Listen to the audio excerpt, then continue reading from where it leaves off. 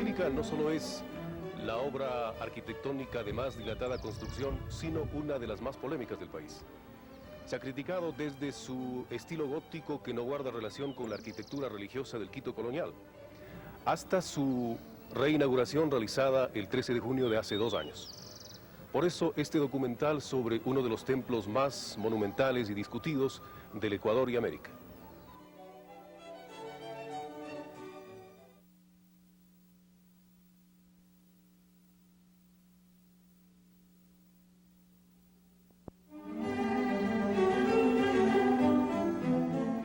La Basílica del Voto Nacional ha sido inaugurada varias veces y es posible que reciba varias inauguraciones más.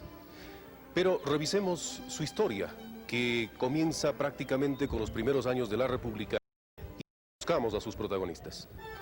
Las paradojas propias del Ecuador hicieron que en un país pobre y pequeño como este caiga en la tentación de importar de Europa un estilo arquitectónico ostentoso y magnificente para construir en Quito un gran templo que sería dedicado al corazón de Jesús. Fue una auténtica importación, porque el arquitecto Emilio Tarlier, que diseñó los planos de la basílica, nunca estuvo en el Ecuador. Tampoco conocía las características de este país y se limitó a presentar un trabajo que cumpla las exigencias de sus contratantes.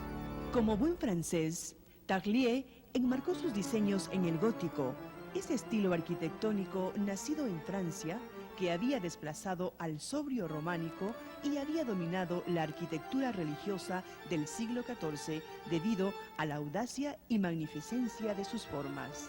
A pesar de que los planos fueron trabajados en las postrimerías del siglo XIX, 300 años después de la fiebre gótica europea, las torres puntiagudas, semejando manos en oración que apuntan al cielo, complacieron y entusiasmaron al clero y a los gobernantes, que por encima de las limitaciones económicas decidieron iniciar la obra. Pero la historia se remonta a 1865, cuando García Moreno, ese presidente ultraconservador y ultracatólico, por su cuenta y riesgo, consagró a la República al corazón de Jesús, en cuyo honor sería construido el templo monumental. Posteriormente, el pentavirato que gobernaba el país en 1883 dispuso la construcción de esta iglesia, señalando en el decreto que se trata de un gran templo que sería levantado en un lugar de él elegido. El sacerdote cuencano Julio María Matovelle, que ejercía las funciones de diputado en la República en 1884, obtuvo de la Asamblea Constituyente un decreto ley que ratificó la decisión del Ejecutivo. Los primeros trabajos se realizaron junto a la iglesia de El Belén, pero luego de comprobar que esos terrenos eran inadecuados, se buscó un nuevo lugar y se adquirió una quinta en las estribaciones de la Loma de San Juan, en donde se construyó la obra. Antes de proseguir los trabajos en San Juan, el obispo José Ignacio Ordóñez encargó la obra a los padres de los Sagrados Corazones de París, quienes contrataron los servicios de su compatriota Emilio Tarlier. Los religiosos franceses iniciaron la construcción de la capilla dedicada al Corazón de María en 1892, pero al poco tiempo regresaron a su patria, obligando al obispo a encargar los trabajos a los misioneros oblatos, novísima orden religiosa que acababa de ser fundada por Matovelle. Esta es la pequeña iglesia que se terminó de construir en 1909 y fue consagrada por el arzobispo Federico González Suárez. La capilla tiene 40 metros de largo, 12 de ancho y 18 de alto, con capacidad para 300 personas. A pesar de su tamaño relativamente pequeño, ha exhibido por más de 80 años sus agujas y capiteles, sus gárgolas mitológicas y otros esplendores del gótico, y ha servido permanentemente para el culto religioso de la comunidad. El entusiasmo por el templo monumental pareció haberse esfumado tras la terminación de la iglesia pequeña. Ni el Estado ni el clero pudieron ubicar fondos para continuar los trabajos y los planos del arquitecto Tarlier siguieron durmiendo 13 años más, hasta 1922. Los oblatos decidieron entonces iniciar una cruzada en pro de la basílica. Recolectaron fondos de varias familias quiteñas y empezaron a colocar los cimientos de la iglesia mayor. Las contribuciones siguieron llegando hasta dar paso a una especie de exhibicionismo religioso, ya que por 200 sucres los donantes podían grabar sus nombres sobre los muros del futuro templo, tal como se puede ver ahora en el primer tramo del mismo. La curia metropolitana resolvió después vender la mayor parte de los terrenos de la antigua quinta que llegaban hasta el viejo hospital militar, dejando únicamente los que ocuparían la iglesia y el convento de los Oblatos. Con esos dineros se levantaron las columnas y los muros laterales hasta el nivel de los capiteles. Para obtener nuevos fondos, se inició después la construcción de las primeras criptas en los cimientos del templo. Solo en la década de 1940 llegaron los aportes que se había comprometido dar el Estado a través del decreto que concibió la obra. El presidente Velasco Ibarra creó un aporte de 3 sucres por cada quintal de sal consumido en la provincia de Pichincha, que permitió recaudar 140.000 sucres anuales. 10 años más tarde, la contribución estatal subió a 300.000 sucres anuales, con los impuestos al consumo del alcohol creados por el Congreso. En 1972, la cooperación del gobierno ascendió a 800.000 sucres anuales con el general Rodríguez Lara. Posteriormente, el triunvirato presidido por el almirante Poveda Burbano expidió un nuevo decreto estableciendo una renta de 2 millones de sucres anuales, hasta el gobierno del doctor Osvaldo Hurtado, en que se suspendió dicho aporte estatal. La contribución del gobierno se reanudó nuevamente en el gobierno de Febres Cordero hasta la inauguración realizada en junio de 1988. A medida que se fueron sumando piedras a la construcción, la basílica fue convirtiéndose en piedra de escándalos y controversias. El escándalo surgió en torno a los dineros que financiaban la obra. Cuando la alcaldía de Quito era administrada por el doctor Ricardo Chiriboga Villagómez, el municipio que en ese entonces recaudaba impuestos para transferirlos a la basílica, retuvo esas recaudaciones bajo el argumento de que la obra estaba mal hecha y debía paralizarse. La polvareda que se levantó sobre la construcción del templo obligó al cardenal Carlos María de la Torre a contratar los servicios del arquitecto español Beyer Ruiz para que realizara las investigaciones pertinentes. En el informe presentado, el técnico español estableció que la iglesia se había construido observando las especificaciones técnicas de los planos originales y recomendó además disminuir la altura de la nave central y utilizar materiales más livianos para levantar las bóvedas. La última parte del templo ha sido construida bajo la supervisión del padre Rigoberto Correa, quien se hizo cargo de la obra hace 30 años. Correa es un fraile oblato de la provincia del Cañar que ha debido sortear numerosos obstáculos para empujar la construcción, manejando desde la parte administrativa y financiera hasta la parte técnica. He tratado de ponerme a la altura justamente con lecturas de técnicas sobre arquitectura, algo de ingeniería. El padre Correa ha sido criticado por las acciones decididas tomadas en contra de los detractores de la obra, pero también por su temperamento impositivo.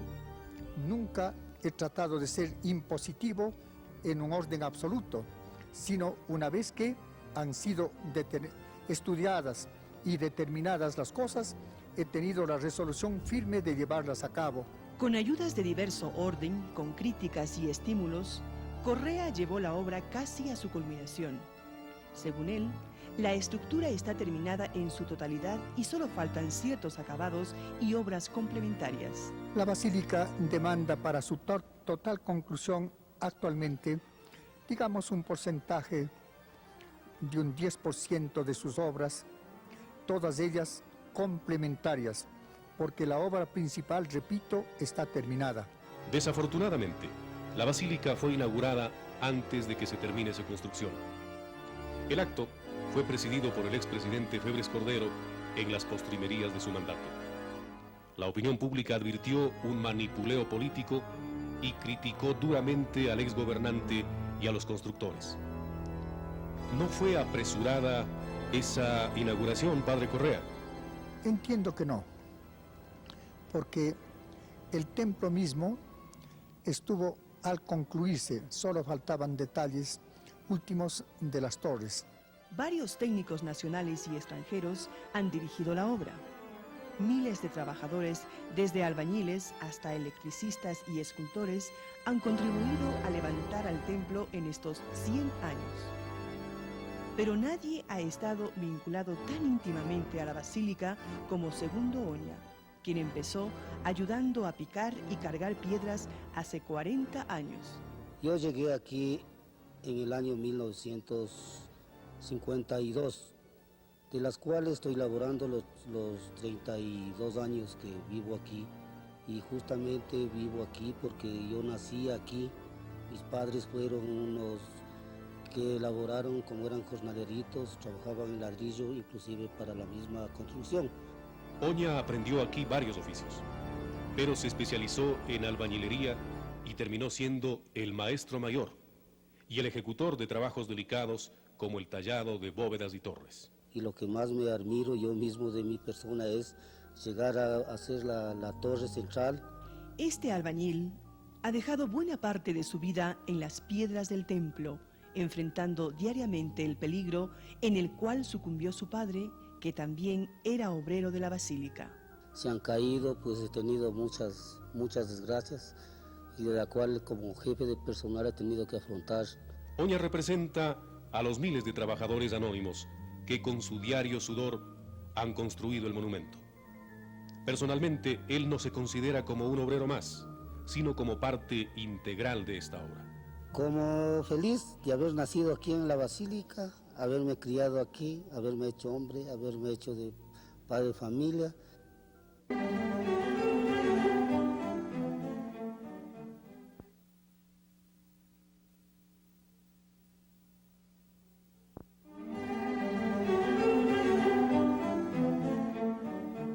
Les presentamos a la basílica por dentro y por fuera.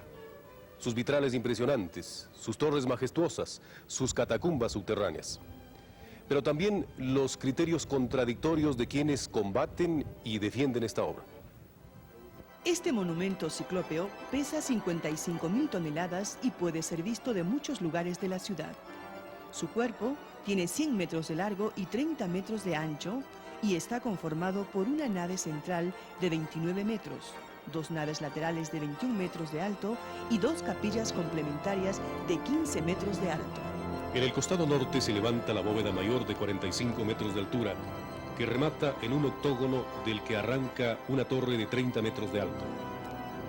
Y custodiando la puerta principal se yerguen las 2 torres gigantes de 85 metros de alto. A simple vista es imposible hacerse una idea de la magnificencia del templo.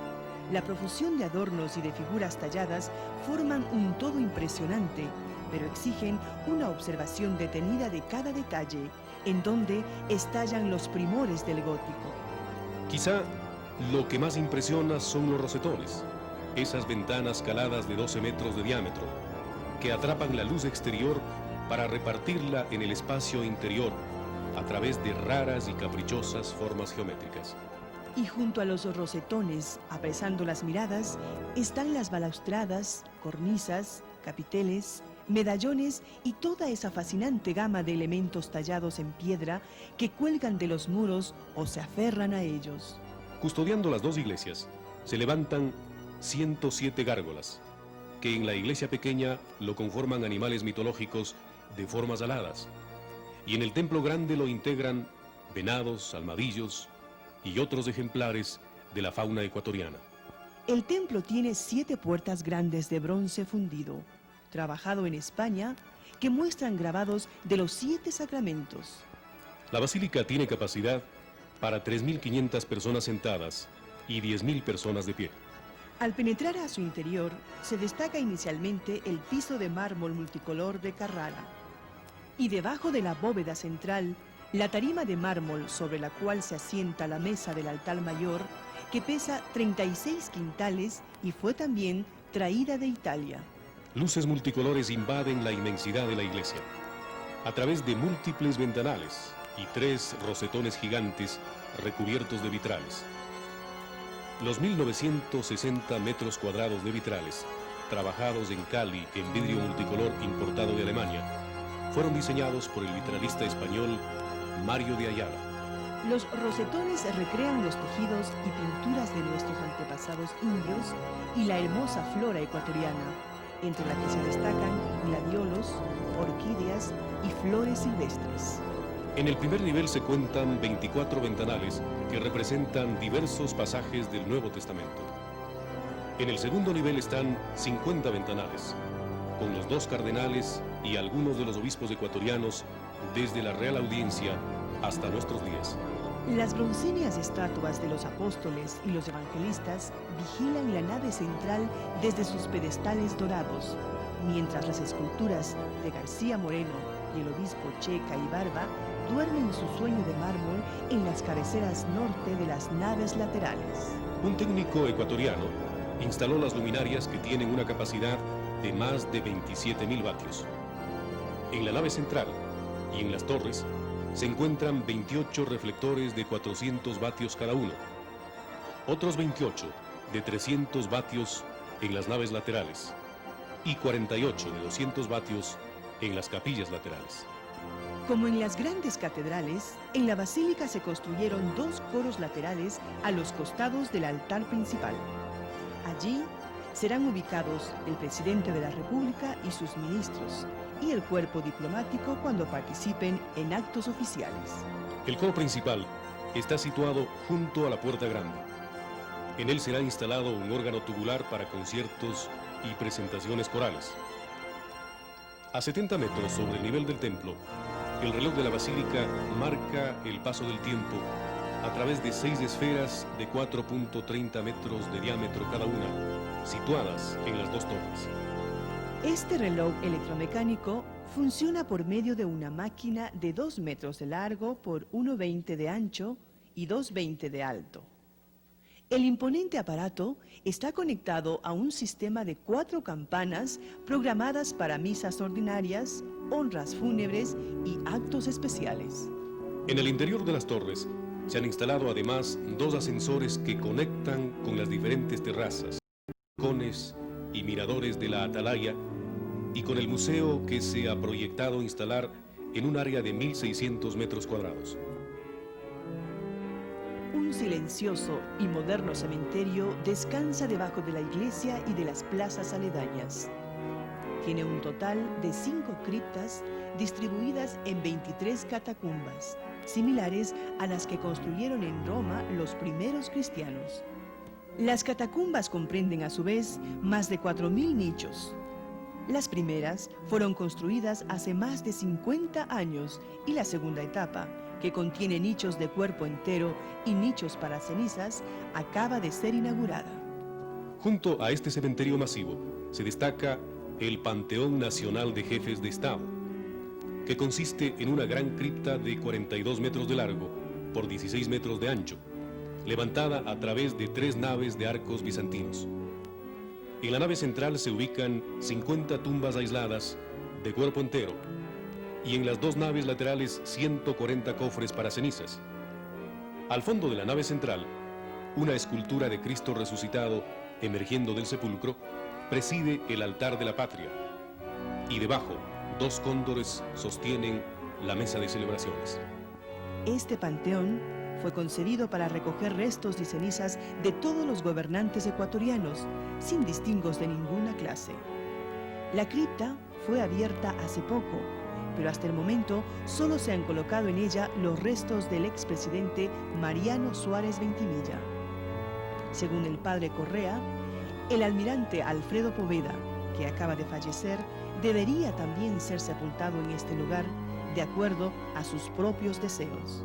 Desgraciadamente, habiendo manifestado en vida por muchas veces el señor almirante Poveda su deseo de ser enterrado en el Panteón Nacional de Jefes de Estado de la Basílica, no ha podido ver desde la eternidad realizado su sueño porque sus parientes han preferido llevarlo a Guayaquil. Junto a la plaza interior se ha planificado la construcción de locales para servicio social y jardines colgantes que ocuparán una superficie de 5.000 metros cuadrados. Los jardines incluirán 4 terrazas con andenes, pasadizos, escalinatas, árboles y plantas.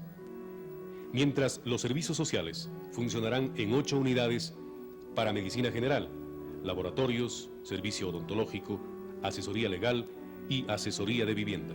Complementan el conjunto el convento de la comunidad de Oblatos, en donde viven los religiosos y funcionan además una estación de radio y varios salones de conferencias. ¿Concuerda el estilo gótico de la basílica con la arquitectura religiosa del Quito colonial? ¿Por qué no se construyó en piedra toda la iglesia, siguiendo los dictámenes de la arquitectura gótica? ¿Por qué no se erigió un templo más modesto y se destinaron las inversiones efectuadas a obras de mayor significado social y cultural? Estas y otras especulaciones gravitan sobre los 100 años de historia de la basílica. Es posible que con el paso del tiempo aumenten y se dificulte más un acuerdo sobre su verdadera importancia. Mientras detractores y defensores esgrimen sus propios argumentos, acuden a esta cita con la historia 2 destacados profesionales de la arquitectura ecuatoriana para confrontar opiniones. El arquitecto Virgilio Flores Vallejo, quien ha dirigido la construcción de la basílica durante los últimos 35 años. Y el arquitecto Alfonso Ortiz Crespo, ex profesor de la Facultad de Arquitectura de la Universidad Central y actual director del Instituto de Patrimonio Cultural. ¿Es auténtico el gótico de la basílica? La parte moderna de la iglesia, construida en los últimos 60 años, ya con el uso del hormigón armado, pues resulta que todo este sistema estructural de arbotantes, arcos en ojiva, etcétera, pasan a ser simplemente un disfraz. Como estilo gótico, es la única en todo el continente. Los arquitectos difieren fundamentalmente en la forma de ubicar y valorar esta obra. Mientras Flores encuentra similitudes con la célebre Catedral Gótica de Notre Dame de París, Ortiz la encuentra desubicada con la arquitectura barroca de Quito colonial. La basílica o la iglesia que más se asemeja a la basílica es la famosa Catedral de Notre Dame de París, o también la famosa Catedral de Colonia en Alemania. Nada tiene que ver esa arquitectura gótica del medioevo francés con la arquitectura del Quito histórico. Las torres de la basílica fueron construidas en cemento armado revestido de piedra, según los directivos de la obra, siguiendo las recomendaciones de arquitectos extranjeros. Este tema también genera opiniones diversas. Han construido un esqueleto de hormigón armado que lo han disfrazado de gótico. Es un pequeño porcentaje, porque nuestro deseo había sido concluirle en piedra tallada, pero la indicación de los técnicos y por el peligro sísmico a esa altura, nos habíamos visto obligados a tomar esta determinación de hacer con prefabricados de hormigón. Flores sostiene que, especialmente en las torres, los cambios realizados se justifican plenamente y esgrime razones de tipo técnico y práctico, pero asegura, sobre todo, que casi no se han alterado los planos originales. Nos hemos sujetado estrictamente a los planos hechos por el arquitecto francés Emilio Tardieu y luego por ciertas modificaciones hechas por los arquitectos alemanes, el arquitecto alemán Smith y el arquitecto Durini, que es italiano. A sus anteriores críticas, Ortiz añade la influencia política que habría pesado en la selección del estilo gótico. De tal manera que es, yo creo, una manifestación del poder de la Iglesia Católica que quería mantener, ¿no es cierto?, visible ese poder, especialmente después de la Revolución Liberal. Con errores y aciertos, la obra está casi terminada. ¿Se deben reconstruir las torres? ¿Se debe echar tierra sobre esta iglesia por desubicada e inauténtica? ¿Se debe abandonar tal como está considerando el peso de los argumentos esgrimidos? Ahí está la iglesia, habrá que terminarla, pero no con fondos del Estado. Virgilio Flores tiene un argumento más pragmático y real sobre el mismo tema. Bueno, yo creo que el Estado en primer lugar debía promocionar esta obra para el turismo nacional e internacional. Y luego, como es una obra de una inmensa magnitud, Yo creo que el Estado debería contribuir con una asignación mensual para el mantenimiento de este gran monumento. En Sucres de 1990, la basílica tiene un costo superior a los 20.000 millones. Esta inversión se ha hecho en el curso de más de 100 años con aportes estatales, clericales y particulares. Si la última parte ha sido construida en cemento armado, eso no da para compararla con otras iglesias levantadas íntegramente de concreto, constituyendo ellas sí auténticas aberraciones arquitectónicas. Más allá de la polémica está la obra con su presencia monumental. Las críticas encontradas no le han restado importancia, más bien han añadido un nuevo atractivo a su imponente y discutido porte. Lo único que cabe ahora es terminar la parte inconclusa para evitar que con el cuento de ese pequeño porcentaje tengamos que esperar una nueva reinauguración, a lo mejor pasado el año 2000.